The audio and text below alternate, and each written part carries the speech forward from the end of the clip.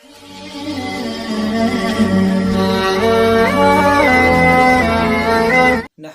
ونصلي ونسلم على رسوله الکریم، اما بعد۔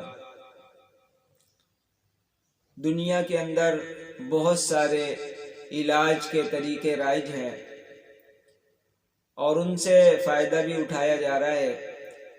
آج آپ کے سامنے علاج کا وہ طریقہ رکھنا چاہ رہا ہوں جس کے بارے میں نبی کریم صلی اللہ علیہ وسلم نے واضح طور پر ارشاد فرمایا اور عملی طور پر کر کے دکھایا، اور صحابہ کرام نے بھی اس پر عمل کیا اور باقاعدہ اس کی ترغیب دی، جس کا نام حجامہ ہے۔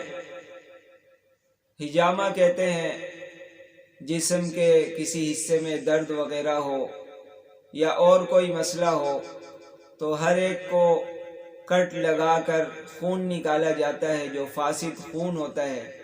اس خون کے نکلنے کی وجہ سے اللہ تعالیٰ بیماریوں سے شفا بھی عطا فرماتے ہیں اور مزید آنے والی بیماریوں سے حفاظت بھی فرماتے ہیں۔ سب سے پہلے آپ صلی اللہ علیہ وسلم کے ارشادات کی روشنی میں دیکھتے ہیں کہ یہ حجامہ کی کیا اہمیت ہے۔ عن ابن عباس رضی اللہ تعالیٰ عنہما عن النبی صلی اللہ علیہ وسلم قال الشفاء فی ثلاثہ۔ نبی پاک صلی اللہ علیہ وسلم نے فرمایا کہ شفا 3 چیزوں میں ہے۔ ایک حجامہ کے ذریعے ضرب لگوانے میں، اور ایک شہد کے استعمال میں، اور تیسرا آگ کے ذریعے سے داغ لگوانے میں۔ لیکن آپ صلی اللہ علیہ وسلم نے آگ کے ذریعے سے داغ لگوانے کو ناپسند فرمایا۔ اگلی روایت حضرت جابر رضی اللہ تعالیٰ عنہ کی بھی ہے۔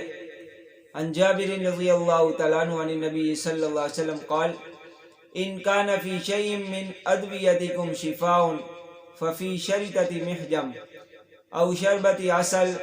نبی کریم صلی اللہ علیہ وسلم نے فرمایا اگر تمہاری دواؤں میں سے کسی دوا میں شفا ہے تو وہ حجامہ کے ذریعے ضرب لگانے میں ہے، یا شہد کے استعمال میں ہے، یا پھر آگ سے داغنے میں ہے۔ داغنا مریض کو راس آ جائے، لیکن میں آگ سے داغنے کو پسند نہیں کرتا۔ اسی طرح ایک اور جگہ حضرت انس رضی اللہ تعالیٰ عنہ کی روایت ہے، قال رسول اللہ صلی اللہ علیہ وسلم ان امثل ما تداویتم به الحجامہ۔ رسول اللہ صلی اللہ علیہ وسلم نے فرمایا سب سے بہترین دوا جس سے تم علاج کرو وہ حجامہ لگوانا ہے۔ اسی طرح حضرت جابر رضی اللہ تعالیٰ عنہ حضرت مکنہ رحمہ اللہ کی عیادت کے لیے گئے تو دیکھا کہ بیمار ہیں، تو فرمایا کہ لا ابرح حتی تحتجما، میں یہاں سے نہیں ہلوں گا جب تک تم حجامہ نہ کروا لو۔ فإنی سمعت رسول اللہ صلی اللہ علیہ وسلم ان فیہ شفاء، اس لیے کہ میں نے رسول اللہ صلی اللہ علیہ وسلم کو فرماتے ہوئے سنا کہ اس حجامہ میں صحت ہے۔ حضرت سمرہ رضی اللہ تعالیٰ عنہ کی روایت ہے دخل اعرابی من بنی فزارۃ علی رسول اللہ صلی اللہ علیہ وسلم وإذا حجام يحجمه له من قرون فشرطه بشفرۃ۔ ایک دیہاتی نبی پاک صلی اللہ علیہ وسلم کی خدمت میں حاضر ہوا، دیکھا کہ ایک حجام پچھنے لگا رہا ہے۔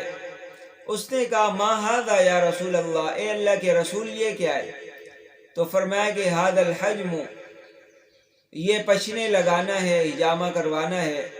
وَهُوَ خَيْرُ مَا تَدَاوَى بِهِ النَّاسِ، اور جو لوگ علاج کر رہے ہیں ان میں بہترین دوا یہ علاج کروانا ہے۔ اسی طرح نبی پاک صلی اللہ علیہ وسلم نے فرمایا کہ ما مررت لیلۃ اسری بی علی ملأ من الملائکہ الا امرونی بالحجامہ۔ معراج کی شب کسی فرشتوں کی جماعت سے میرا گزر نہیں ہوا مگر سب نے مجھے حکم دیا کہ حجامہ کرواؤں۔ یہی مفہوم ترمذی شریف کی روایت میں بھی ہے۔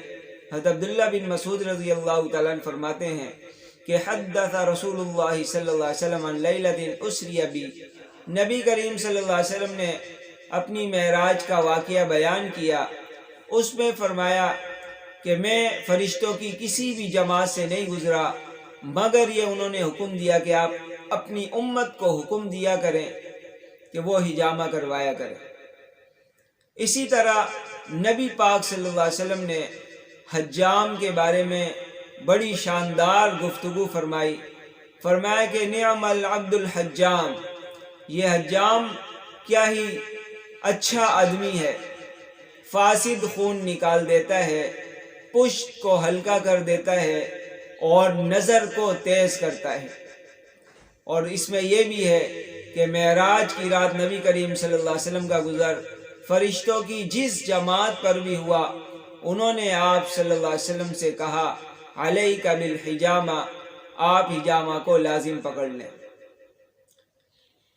اور بھی روایتیں ہیں، حضرت ابو ہریرہ رضی اللہ تعالیٰ عنہ کی بھی روایت ہے کہ نبی پاک صلی اللہ علیہ وسلم نے فرمایا ان کان فی شیء مما تداوون بہ خیر فالحجامہ، جتنی تم دوا دارو کرتے ہو اگر اس میں سب سے بہتر دوا ہے تو وہ بیماری کا علاج کرنا ہے حجامہ کے ذریعے سے۔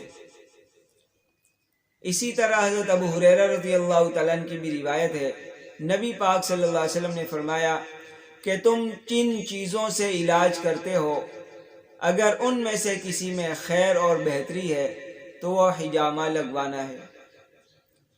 نبی پاک صلی اللہ علیہ وسلم عملی طور پر بھی اس کام کو کر کے گئے ہیں، اور اللہ کے فضل و کرم سے یہ طریقہ علاج مزید پھیلتا جا رہا ہے۔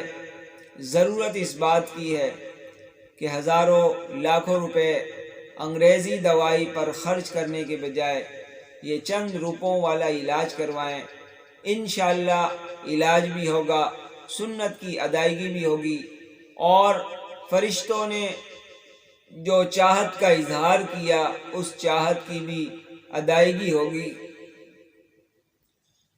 تو یہ طریقہ علاج کروایا جائے، اس سے نبی پاک صلی اللہ علیہ وسلم کی سنت بھی ادا ہوگی اور فرشتوں کی چاہت بھی پوری ہوگی، اور انشاءاللہ جسم صحیح سلامت رہے گا، عبادت میں رغبت ہوگی، طبیعت میں چستی ہوگی، اور بھی بے شمار فوائد حاصل ہوں گے۔ اللہ تعالی ہم سب کو شریعت کے مطابق، سنت کے مطابق زندگی گزارنے کی توفیق عطا فرمائے۔